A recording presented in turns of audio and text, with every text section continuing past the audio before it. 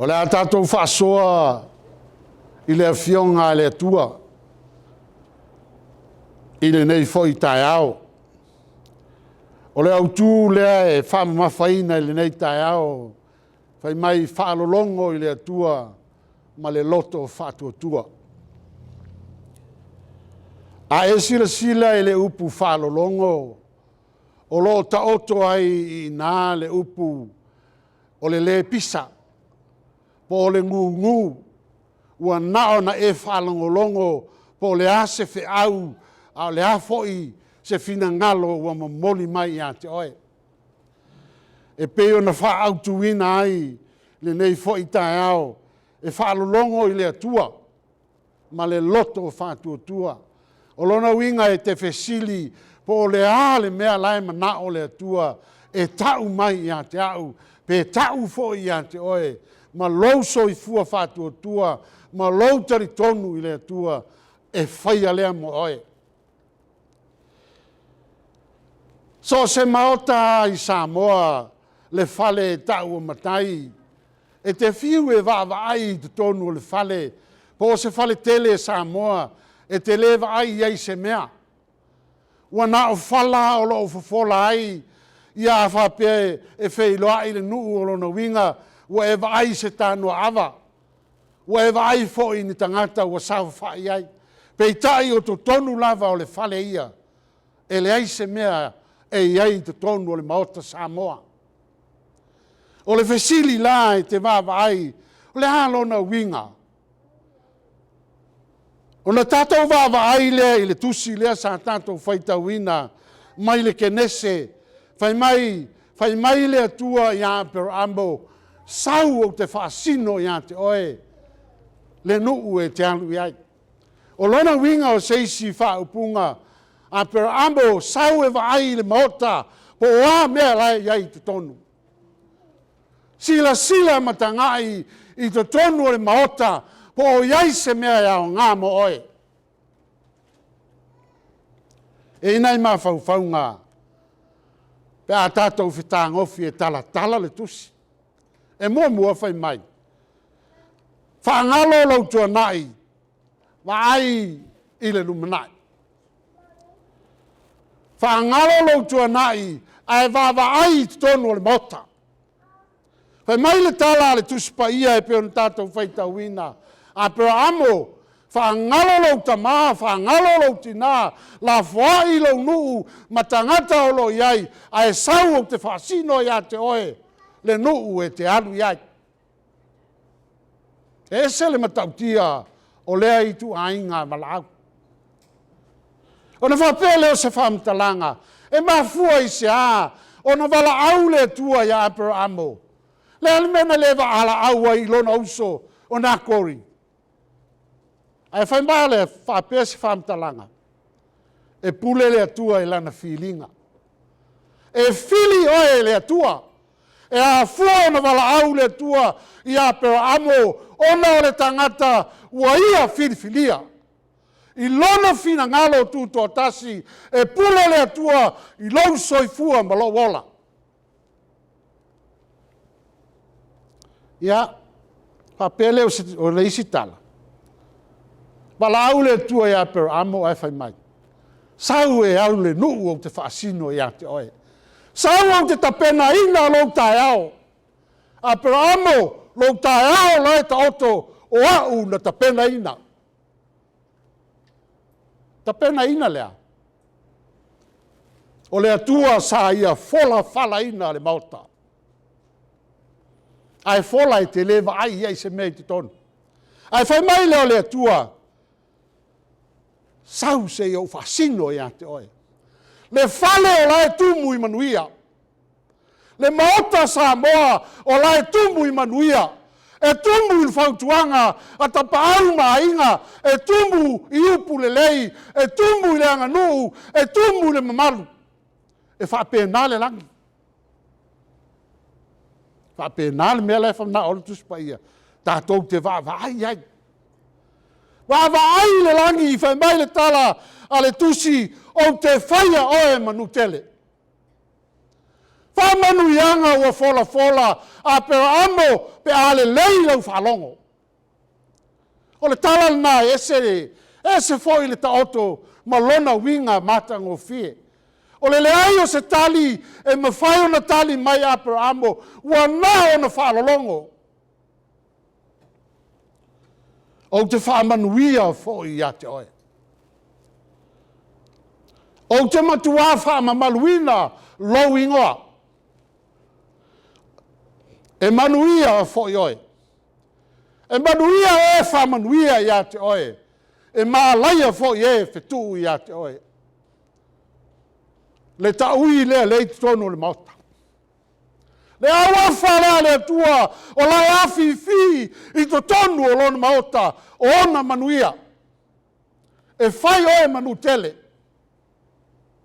Pe a, whangalo lo tua na. Whangalo mea na nafi.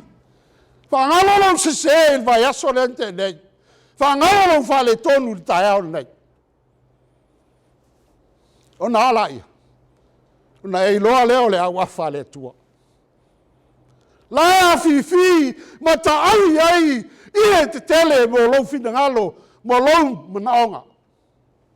Mai ale tua. Whai au e manu tele Abrahamo.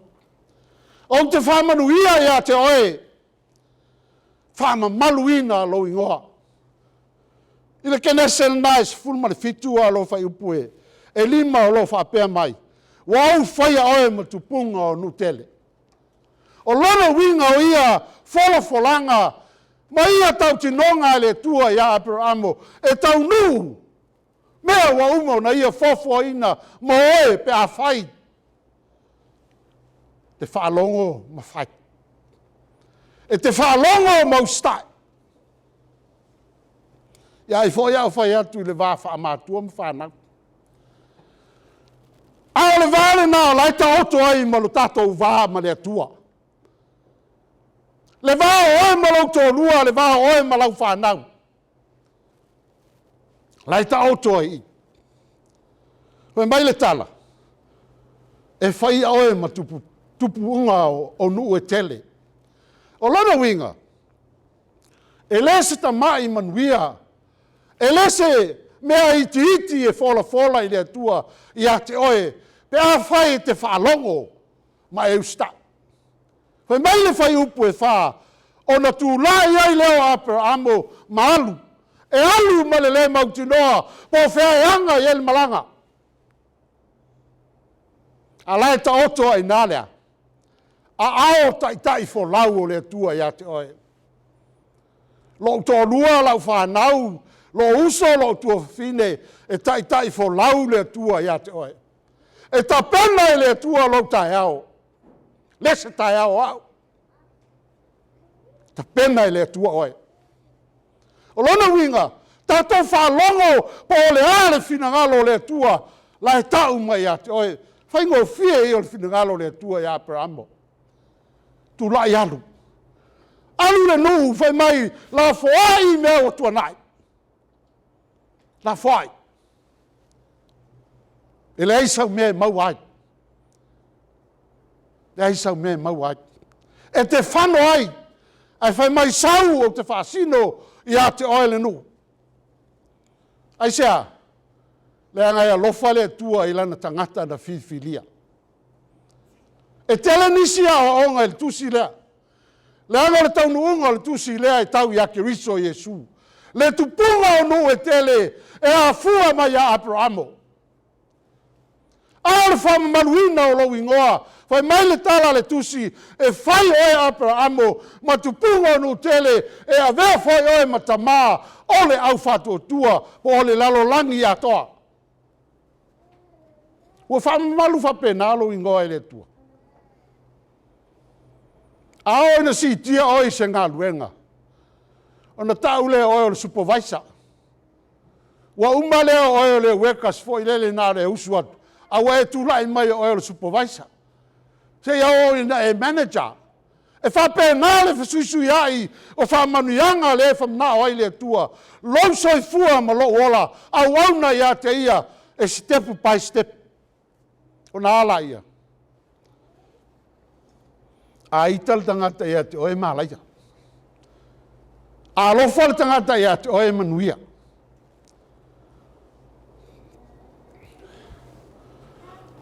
Sio wa ingai. Aua tātou te mele ina manuia. Le awa wha le atua lawa umana taui ma whata oto I lona maota mo oe maa. E le upu e whai le tu sa lenga e le tua la wanga iau. Se man pena ma.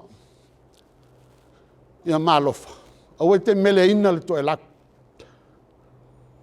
Lona winga. Le malu ma le ea. Ma le matango fia le atua wa watu ia te oe. Aua te whatua na iai. Ai tango e fisi. Tango e whaua o. Ina ia e ola manuia. Vai mai le whamtalanga. O le nuu leo kanana le sata pena e ale atua ia Abraham. E tafe e le susu ma le mele. Lea foi e whamatala whapena. E le isi vahenga o le tuspa ia. Le vaaina I te tonu o le maota o le atua. O le susu ma le meli. O le whamanuianga le lei. O na winga e te le maua se mea wha le tonu I le atua. Ma o mea le lei.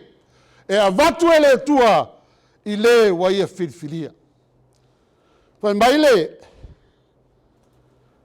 whenga inga tuai le sa o I fau le sa tato whaitawina I le matai.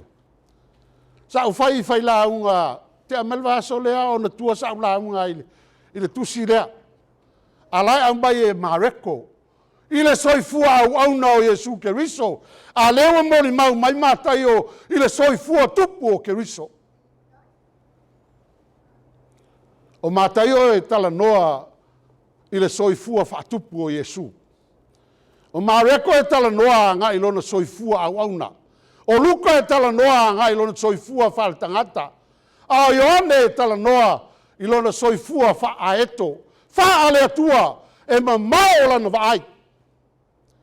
Tusi nai wha e tau nai mana malama e. Wai maila le tala wha tupu rei. Leo te wha autuinga. Ia e loa le wawhea loa. Ia e loa oe mo le tupu. O lona winga e tele upu wha Samoa. E le whea ia hai le lalolangi ma le langi. E le whea ia hai le tu whanua ma le tamari. O upu na wha Samoa. A le upu lai wha matala mai I.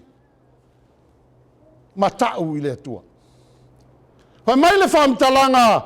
Ua tau pe telu Yesu o le tangata. Ua vai pe telu le mambalu o le atua. Ua fioifo o matilutilo atu. Mosema ma Elia na whai mai le Yesu. Tatou nofo I nei. Wha mai le tala pe telu. Awa e te taua whaatasi Yesu. Maoe. E ese a Yesu, ese a. E ese a le atua, ese oe. E iai o tātou vāta puia. Whai mai leo le tala. E whai mai le tala nā Pēteru. Ai le liu atu le atua ua afisi lo na halo. Whai mai Pēteru le ai. E le tu whatasia lo watali maoe. O lo watali o te alofa ma wha pele pele iai. Whalongo iai. Wai. O ata nā o le afisi e le tua o Yesu Keriso. Awana pisia le tala le lei I le lalolangi. Awana e tau mawhai e toso mai Yesu Keriso I lo ola wha le lalolangi. Le ai. E le whea ia. Ma mai lau le tala. Nā. Wa aia o Pēteru ma le au soo. I le afisi mai e le tua e alai. I le whao mai po le punou mai o le tua. E afisi atu Yesu ma Mose ma Elia. I le mamalu whatali o lio. Whao loa. Whao aisia. Mata. Fefe. E le whawhewhea o e le tua. Ai te whewhea o e pēa ewa ai le mamalu o le tua. Ma lou tangata. Ai loa o e tangata anga sala. Na e mauti noa lea. e te lua le feagai ma le atua mamalu ma le atua paia a oe maau o tagata agasala mai mai le faamatalaga ua tatou fāō i le eleele e ai le upu e masani ona ta'u e stasi o failauga a felelei loa manulagi ua fāō manu folau ea pou tele e malamalama i lea gana a o lona uiga a mamalu loa le lagi ona mautinoa lea o le lalolagi ua fāō i lea lai fāō i le eleele i lona iuga e feagai ia ma le eleele e feagai ma lae fatu ma le eleele e feagai le faife'au ma le eleele e lē feagai ma le atua ae feagai i tatou ma le atua ona o Iesu Keriso le taulaga lea na ia saunia lona soifua atoa ina ia lavea'i ma tauami o tonuina i tatou e ala i lona soifua ofo mai na maliu ai le sa tauro tuina i le tunga mau toe fa'atuina mai e le atua fai mai lana afioga i outou faia lenei mea ma fa'amanatu ia te a'u se ia o'o ina auaua fio mai o lou soifua ma lo'u ola auauna i le atua tatou te finau ina ia maua le au'afa alai tonu o le maota tatou te finau ina ia tatou sapi i manuia e fa'afea ona tatou maua fa'alogo i le atua